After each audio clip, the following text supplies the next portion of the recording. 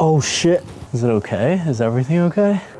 All right, it has been a crazy freaking week. Honestly, the past couple months have been crazy prepping up for the wedding. And as you can see, I'll show you the sign right here. We used the car for the wedding, the date, last name, and where we got married. The weekend was just honestly perfect. Nothing went wrong. Great weather, that was the number one. Did not rain, it was not cold, and everyone just had a good time. But today, as you can see, we are actually working on the Alfa for the first time in like years. Honestly, I really think it's been like a year and a half or 2 years. So here's the problem. When I fill this tank up to about a half or more, it creates a puddle on the ground. You can't see it now because I cleaned it up and I don't fill it up over halfway. You can see right here, the paint is getting eaten up from the gasoline just dripping down for hours and hours and hours. So this is on the front side of the gas tank. It looks like it's leaking from where the top and the bottom of the tank meet together. So this is an old tank and it does need replacing. And we're gonna fix this by using quality parts from Centerline Alfa. So you can see here,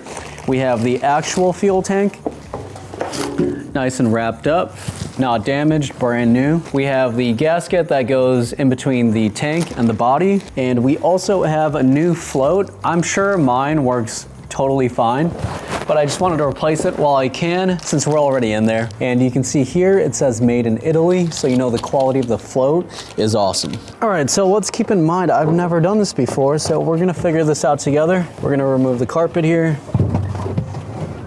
And this rubber carpet thing, this actually goes up there, but I'm gonna get a new carpet set and a third layer. Okay. All right, so now we have complete access to the top of the tank. And the first thing I'm gonna remove is the float itself. It's just a bunch of flathead screws. We're actually gonna remove this hose too. I could reach the last screw right here.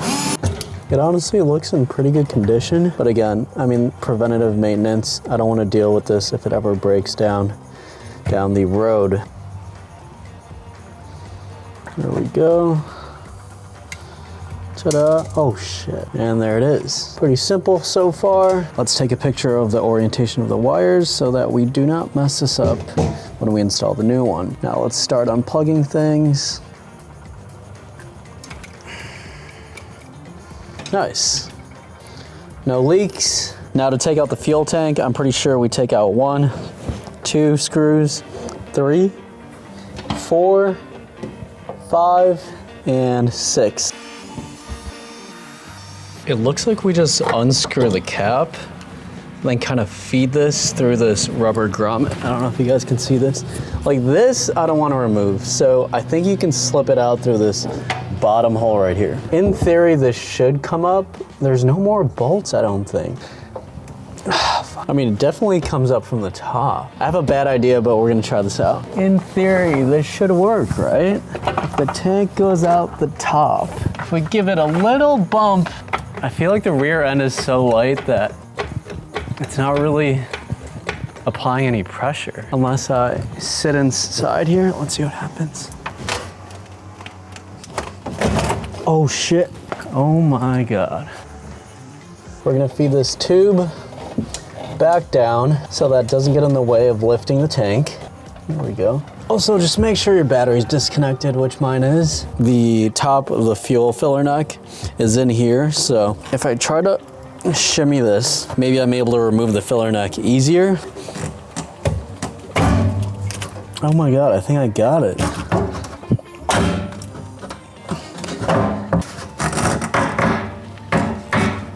Nice. Got the whole fucking thing out-ish. Let's not speak too soon, but it's looking pretty damn good. The filler neck is just so hard to remove from this. I don't want to use a screwdriver because I'm probably going to stab myself if I do that, but well, we just removed this whole rubber housing. I know this is fitted on here pretty tight, so I'm gonna have a lot of fun putting that back on. Nope, that hose right there. That's it. It's out of here. Look at that.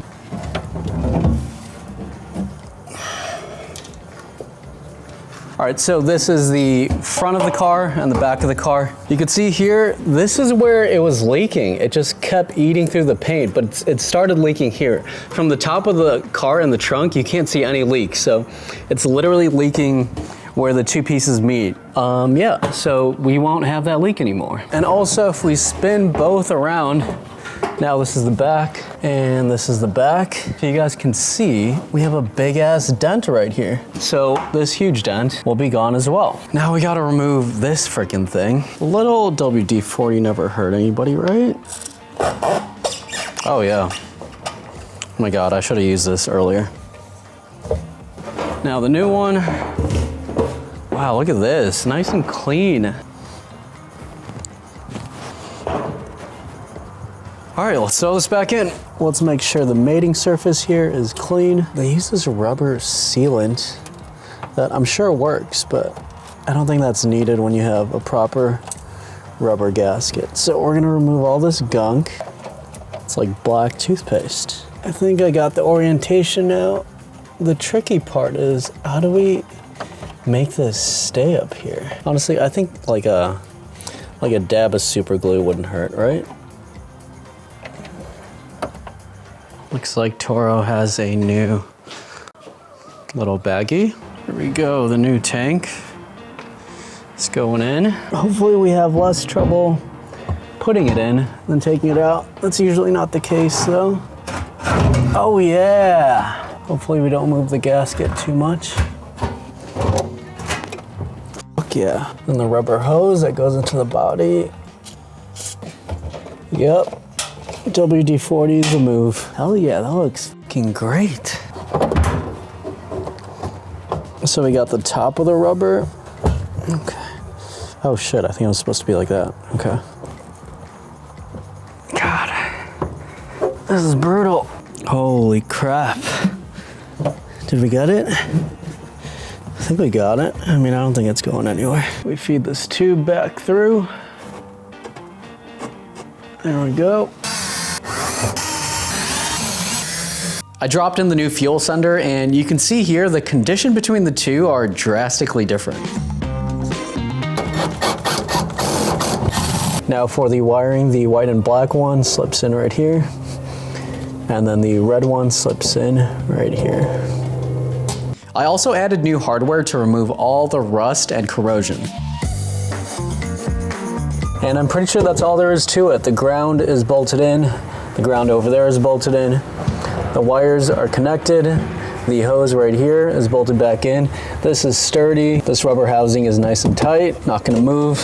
The tank is bolted in, that's it.